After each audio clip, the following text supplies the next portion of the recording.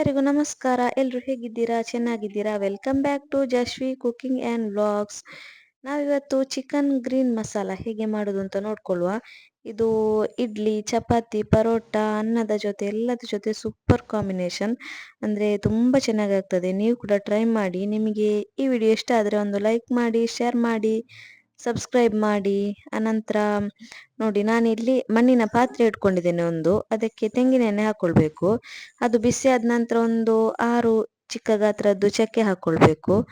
ಅದು ಸ್ವಲ್ಪ ಚಕ್ಕೆ ಹಾಕೊಂಡ ನಂತರ ಒಂದು ನಕ್ಷತ್ರ ಹೂ ಅಂದರೆ ಸ್ಟಾರ್ ಹೂ ಅಂತ ಹೇಳ್ತಾರಲ್ಲ, ಅದು ಒಂದು ಹಾಕ್ಕೊಳ್ಬೇಕು. ಇಲ್ಲದಿದ್ದರೆ ಸ್ಕಿಪ್ ಮಾಡ್ಕೊಳ್ಬೋದು. ಅನಂತರ ಒಂದು 4 ಲವಂಗ ಹಾಕ್ಕೊಂಡಿದ್ದೇನೆ. ಸ್ಟಾರ್ ಹೂ ಬೇಕಾದರೆ ಸ್ಕಿಪ್ ಮಾಡ್ಕೊಳ್ಬೋದು ಇಲ್ಲದಿದ್ದರೆ.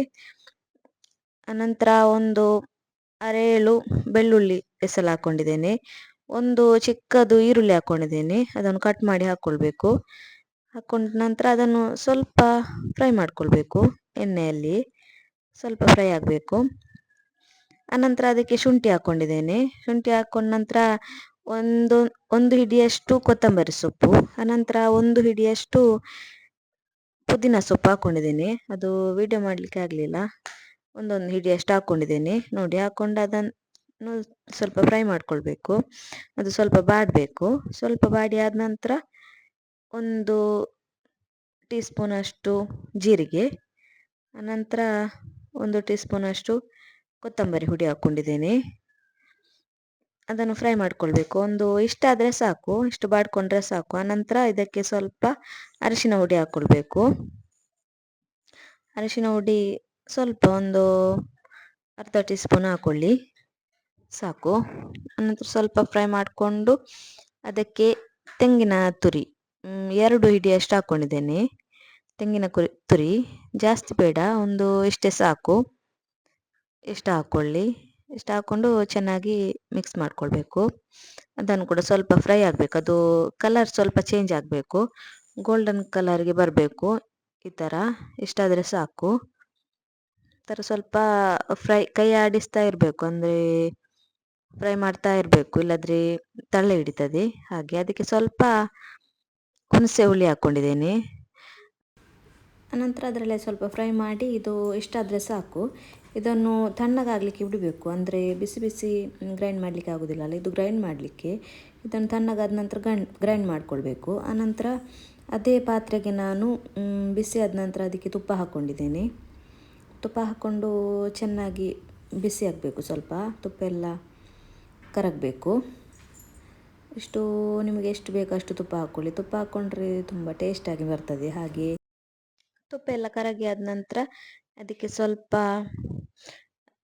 ಒಂದು 5-6 ಎಸಳು ಬೆಳ್ಳುಳ್ಳಿ, ಅದನ್ನು ಕಟ್ ಮಾಡ್ಕೊಂಡಿದ್ದೇನೆ. ಒಂದು ದೊಡ್ಡ ಗಾತ್ರದಲ್ಲಿ ಈರುಳ್ಳಿ, ಅದನ್ನು ಸಣ್ಣದಾಗಿ ಕಟ್ ಮಾಡಿಕೊಂಡು, ಸ್ವಲ್ಪ ಕರಿಬೇವಿನ ಸೊಪ್ಪು, ಅದನ್ನೆಲ್ಲ ಹಾಕ್ಕೊಂಡು ಚೆನ್ನಾಗಿ ಸ್ವಲ್ಪ ಫ್ರೈ ಮಾಡ್ಕೊಳ್ಬೇಕು.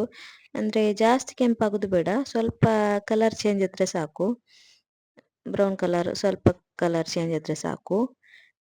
ಅನಂತರ 1 kg ಅಷ್ಟು ಚಿಕನನ್ನು ಚೆನ್ನಾಗಿ 4-5 ಸಲ ತೊಳ್ಕೊಳ್ಬೇಕು.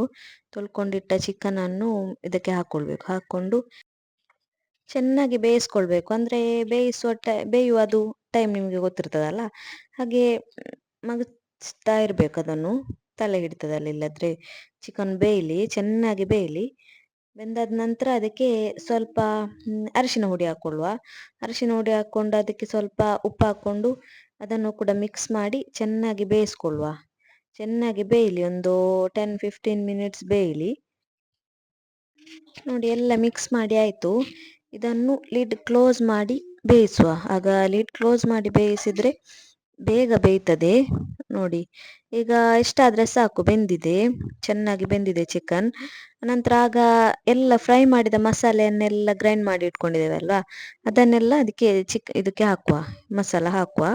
ಹಾಕ್ಕೊಂಡಾದ ನಂತರ ನಿಮಗೆ ಎಷ್ಟು ತಿಕ್ಕಾಗಿ ಬೇಕು, ಇಲ್ಲದ್ರೆ ಸ್ವಲ್ಪ ನೀರು ಬೇಕಾ, ಎಲ್ಲ ನಿಮ್ಮಿಷ್ಟ. ಅದನ್ನು ನೋಡಿಕೊಂಡು ಹಾಕಿ.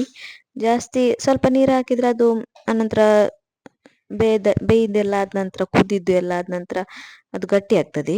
ಹಾಗೆ ನಾನಿಷ್ಟು ಹಾಕ್ಕೊಂಡಿದ್ದೇನೆ, ಅದು ಮಾತ್ರ ತಿಕ್ಕಾಗ್ತದೆ ಅನಂತರ. ನೋಡಿ, ಇದನ್ನು ಕೂಡ ಸ್ವಲ್ಪ ಲಿಡ್ ಕ್ಲೋಸ್ ಮಾಡಿ ಬೇಯಲಿ, ಇದು ಕುದೀಲಿ. ನೋಡಿ, ಈಗ ಕುದೀತಾ ಉಂಟು. ನೋಡಿ, ಇಷ್ಟಾಗಿದೆ. ತುಂಬ ಚೆನ್ನಾಗಿ ಆಗ್ತದೆ. ಇಡ್ಲಿ ಮತ್ತೆ ಪರೋಟ, ದೋಸೆ, ಅನ್ನದ ಜೊತೆ ಕೂಡ ತುಂಬ ಚೆನ್ನಾಗಿ ಆಗ್ತದೆ. ನೋಡಿ ಇಲ್ಲ ಆಯ್ತು ಈಗ. ನೋಡಿ ಇಷ್ಟು ತಿಕ್ಕಾಗಿ ಬಂತು. ನಾನು ಆಗ ಸ್ವಲ್ಪ ನೀರು ಹಾಕಿದೆ ಅಲ್ಲ, ನೋಡಿ ಇಷ್ಟು ತಿಕ್ಕಾಗಿ ಬಂತು. ನೋಡಿ ತುಂಬ ಚೆನ್ನಾಗಿ ಆಗ್ತದೆ. ನೀವು ಕೂಡ ಟ್ರೈ ಮಾಡಿ. ನಿಮಗೆ ಈ ವಿಡಿಯೋ ಇಷ್ಟ ಆದರೆ ಒಂದು ಲೈಕ್ ಮಾಡಿ, ಶೇರ್ ಮಾಡಿ, ಸಬ್ಸ್ಕ್ರೈಬ್ ಮಾಡಿ. ಇನ್ನೊಂದು ಹೊಸ ವಿಡಿಯೋದೊಂದಿಗೆ ನಿಮ್ಮ ಮುಂದೆ ಬರ್ತೇವೆ. ಅಲ್ಲಿವರೆಗೂ bye bye. Thank you for watching.